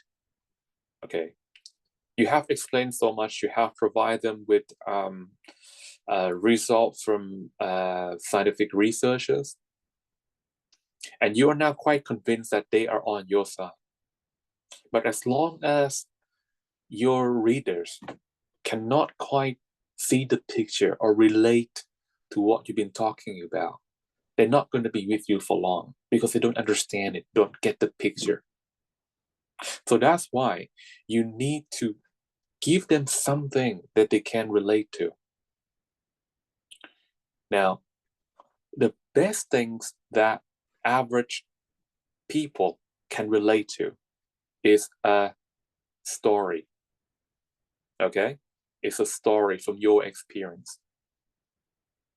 Think about a car, for example. If you want to recommend, you know, a certain car model to someone, and you are talking about the efficiencies of that engine, you're talking about the amount of gasoline that it consumes and the mechanical energy that it can provide. You talk about the torque of the maximum torque the engines can produce versus the RPM. You know, those kind of things. Okay, when I listen to it, when you listen to it, you might be thinking that yeah, that is true, that is true, but you don't understand it. The fact that you believe that this is true is because it sounds technical, and a person who is capable of explaining something technical must be smart enough, must be credible. So you don't understand what the hell he's talking to you, but you take it to be true because you have some faith in the person who explaining it to you. Okay, but this will not give you enough force, right, to actually buy this model. Now you believe it. You hear terms like Newton meters. You hear terms like torque. You hear terms like RPM. Whoa, that sounds so technical, so scientific. Yeah, it must be true, but you can't relate to this. You probably want to like, okay, I will come back later. Let me just look around. Okay, but if you want to nail this customer, you want them to like, hey, stop looking around. Let's buy this model. You want to give them something that they can relate to. So you want to start talking about experience. It could be your experience, okay? Or you could invite someone who is popular enough, who is credible enough, and let that person talk about the experience that she had with the model of car you're trying to sell. Okay? So if you invite some celebrities and let the celebrities talk about the model that they have had for some time, So the celebrity won't be talking about, oh, the uh, Newton meters, the torque versus speed, blah, blah, blah, fuel economy. No. Instead, they'll be talking about how comfortable it feels when they're behind the wheel, right? They'll be talking about um, how quiet it is when they're driving. Like when you drive, you could barely hear the noise from the machinery adjacent to your door. If you drive in Bangkok, there's a lot of machinery, there's a lot of construction everywhere, but you can't hear nothing, right? It's going to be talking about how large the seat compartments are, how large the trunks are, how much you could um, um, add a lot of stuff to the car, like the space where you can fit like big objects. So they're going to be talking about those, and those stuff is something that average customer can relate to. So there will be a greater chance for the audience who are the potential customer to buy your car, right? Because they can relate to what the celebrities say. Yes. So that is why experience could matter. It is not something that um, it is not something that helps someone to understand something, but it's a support that helps someone to be able to relate to something complicated. It's like painting a picture. I let them see the color so that they know what this is. If they see sketch, they see lots of lines. It's going to give them some time to figure out what they're looking at. But if you paint some pictures, right, you paint some colors onto the sketches, then, oh, now it's become clear. All right. So that's why anecdotes and short story might be a good support, because it helps average person to be able to relate to complicated topic.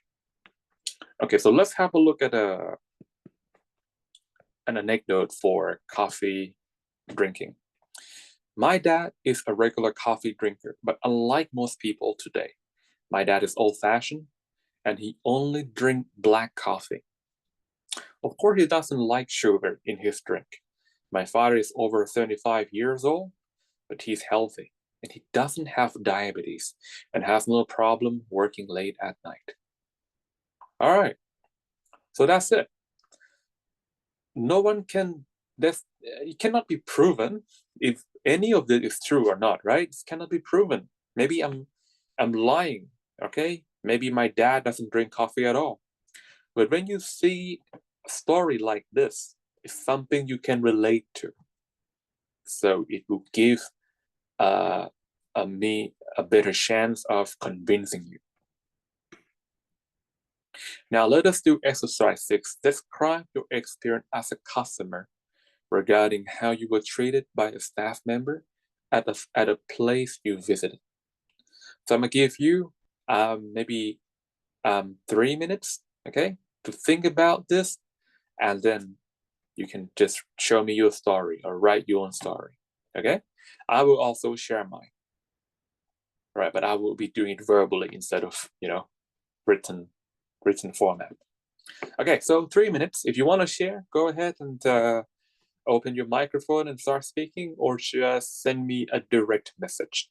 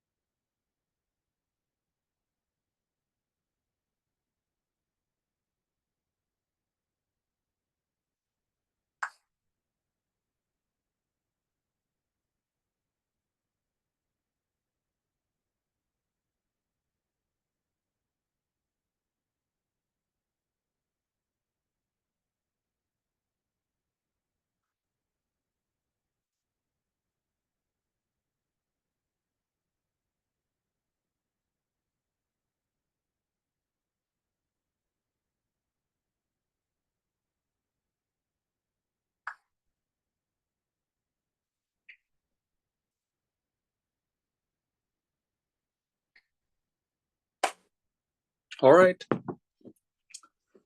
Okay, so let me just check, even though I already know the answer. Nothing. Okay, so so I'm going to talk about good and perhaps bad experience. Okay, so I think it was a time when I visited Singapore, right? Okay, and I remember. Okay, let's talk about bad experience first. Okay, so I visited Singapore, and I think on the second day, I have this place in the list that I want to visit, and one of them was what I think is biryani restaurant where they serve biryani. Yeah. Okay, it's a kind of Indian food, okay, in Singapore, and it's quite popular, and I found it on YouTube. Okay, so I went to that restaurant, and it was empty at the time that I walk in. All right, but there was so many empty seats. Okay, and if I was in Thailand, I would just pick any seat that was empty, right? Because I know that someone will come to take my order. But when I was there, I was just waiting for someone to direct me to the table because that's how it's supposed to work. But I wait for a while, and I can see, the staff members just walking back and forth, and they spotted me, they saw me, but it didn't bother to come and take me to the table. So I figured, okay, so maybe this has to work like in Thailand, right? So I just helped myself to a seat, and I sat there, and I wait, and some of the staff, they were just walking around. They were Some of them were also talking. They were not busy or anything, but no one decided to come and take my order. So I waited to the point when I felt I had enough, and I just walked out of that restaurant. So no harm's done. But that was a bad experience. Even though I didn't lose any money, I don't think I wanted to go back to that restaurant because I was not treated with respect. Okay, so that was a bad experience. What about a good experience? The good experience was at my own hotel. Okay, so the staff members were very professional, and and they must have quite some experience, dealing with international customers. So when I arrived, I asked, general tourist questions like, "Hey, where's the nearest a subway station? Is there any good restaurant you can recommend around here?" So it turns out the receptionist already knew what I was going to ask. So she gave me more information than I expected, but it was good because it's going to save my time, experimenting things on my own. So this is what I call going beyond, going above and beyond. So she was going extra mile. Okay, she answered more than what I want. Okay, she gave me what I need, not just what I want. She gave me what I need. Okay, so I felt very happy about that.